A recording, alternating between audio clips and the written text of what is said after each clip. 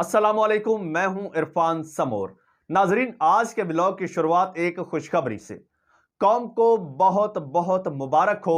कप्तान मुल्क की हकीकी आज़ादी की, मुल्क की बका की जंग जीत गया है।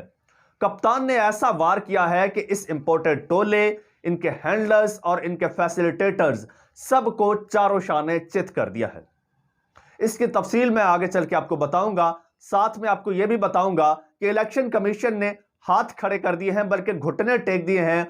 और इलेक्शन कमीशन ने वाज़े तौर पर कह दिया है कि अगर ये दो असेंबलीज तहलील होती हैं तो ऐसी सूरत में ज़िमनी इलेक्शन नहीं होगा, बल्कि जनरल इलेक्शन होगा।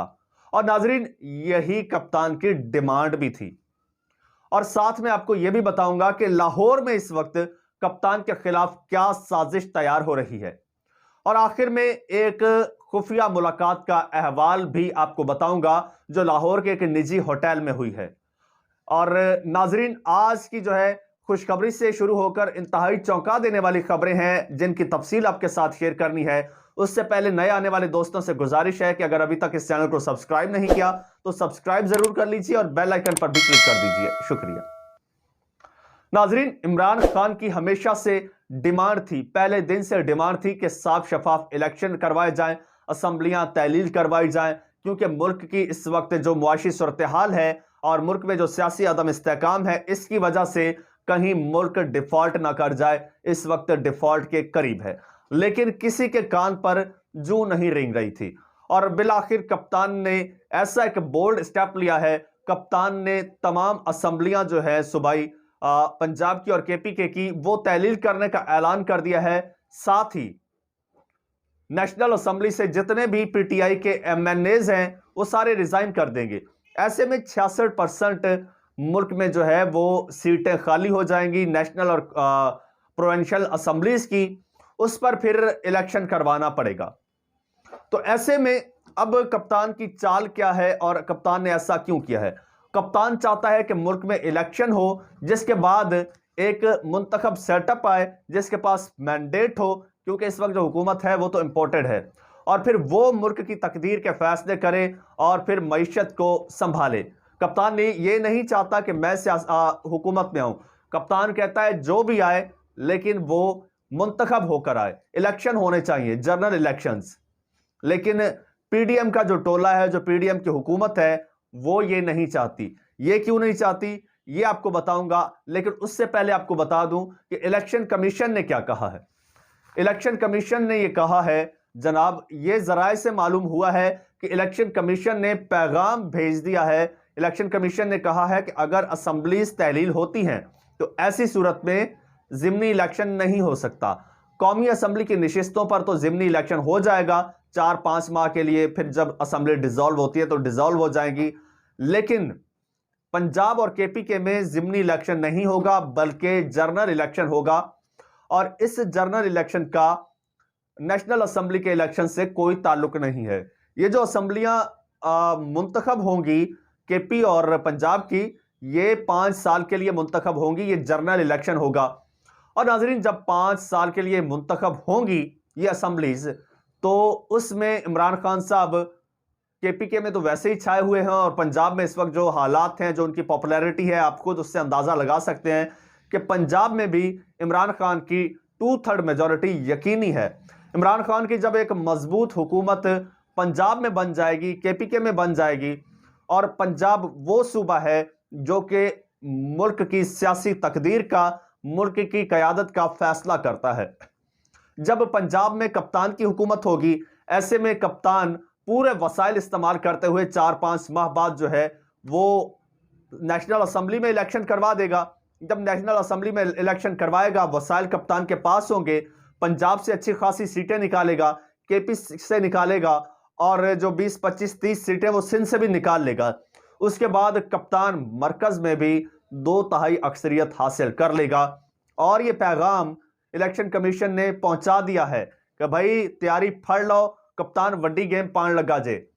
इसी को लेकर अब इंपोर्टेड हुकूमत जो है उसके औसान खता हो गए हैं। उसके क्या, उसके जो हैंडलर्स हैं, जो फैसिलिटेटर्स हैं, वो भी इस वक्त खासे परेशान हैं।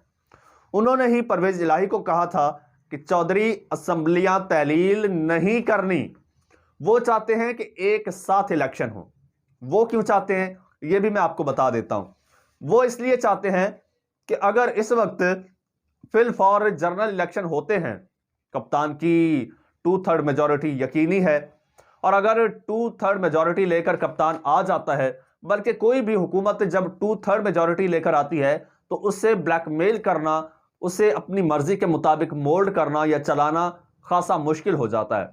और फिर कप्तान जैसा एक जो लीडर है, कप्तान जैसा एक हुक्मरान अगर आता है, तो आपको क्या लगता है कि वो एक कमजोर हुकूमत के होने के बावजूद ब्लैकमेलिंग में नहीं आया था, तो लेकिन और जब ये 2/3 मेजॉरिटी के साथ आ जाता है तो आपको क्या लगता है कि ये किसी की बात मानेगा? नहीं, ये बड़े बोल्ड फैसले करेगा और सबको सबको सबको ये साइड पे लगा देगा। सबसे आप मेरी मुराद समझ रहे हैं, सबको ये कप्तान साइड पे लगा देगा। तो वो सब चाहते हैं कि बजाय इसके कि कप्तान साइड पे लगाए, थोड़ा सा वक्त मिल जाए और किसी तरह से हल एक ही है। हल ये है, या तो टेक्निकली इमरान खान को नॉकआउट कर दिया जाए, माइनस कर दिया जाए, तो इनका रास्ता बन सकता है, कोई इनकी जगह बन सकती है, या फिर ये समझते हैं कि नवाज शरीफ को किसी तरह लाया जाए और नवाज शरीफ आके इमरान खान का मुकाबला करें। लेकिन और सुनने में यह भी आ रहा है कि शायद जनवरी में नवाज शरीफ का प्लान है, लेकिन अभी तक रास्ता हमवार नहीं हुआ। ऐसे में एक ही ऑप्शन बचता है कि भाई साहब इलेक्शन की डेट दे दें, इलेक्शन का ऐलान कर दें, जनरल इलेक्शन का, बैठ के इमरान खान के साथ मुज़ाकरात कर लें। यही आपके पास हल है, इसके अलावा कोई हल नहीं। आप लाहौर में जितनी मर्जी खिचड़ियां पका लें, आप बैठे हैं कि चौधरी परवेज इलाही को साथ मिला लेंगे और परवेज इलाही को कहेंगे कि पंजाब में आपकी हुकूमत कंटिन्यू रहेगी पीडीएम की तरफ से, और फिर इसी सिलसिले में मुलाकातें भी हो रही हैं। तो ये खिचड़ियां पक रही हैं पंजाब में, लेकिन कोई फायदा नहीं है। मैं पिछले ब्लॉग में आपको बता चुका हूं कि इनके तो अब हाथ कट चुके हैं, इनके हाथ में कुछ भी नहीं है, परवेज इलाही के हाथ में कुछ भी नहीं है, और समरी पर दस्तखत दे करके वो समरी कप्तान को दे चुका है चौधरी परवेज इलाही। अब चौधरी के पास कुछ नहीं बचा, चाहे जितने मर्जी चौधरी के साथ मीटिंग्स कर लें, लेकिन इख्तियार फाइनली अब इमरान खान के पास है, और इनके पास रास्ता सिर्फ एक ही है कि ये इमरान खान से मुज़ाकरात कर लें और जनरल इलेक्शन की तरफ चले जाएं। इसके अलावा इनके पास कोई ऑप्शन नहीं है। अब मैं आपको आखिर में उस खुफिया मुलाकात का अहवाल देता हूं, जो मुलाकात हुई है लाहौर के एक निजी होटल में। नाजरीन, जब इमरान खान ने खिताब किया, असेंबलियां तहलील करने का ऐलान किया, उसके बाद फौरन बाद मोनिस इलाही लाहौर के एक निजी होटल में एक सहाफ़ी से मिले। उस सहाफ़ी से, ये ज़राए से मैं मुसद्दका खबर आपको दे रहा हूं, ये खबर आपको सिर्फ मैं दे रहा हूं, अभी तक ये खबर कहीं पर ब्रेक नहीं हुई। मोनिस इलाही एक सहाफ़ी से मिले हैं। सहाफ़ी से मोनिस इलाही ने कहा है कि हम किसी सूरत असेंबलियां 23 दिसंबर को तहलील नहीं करेंगे।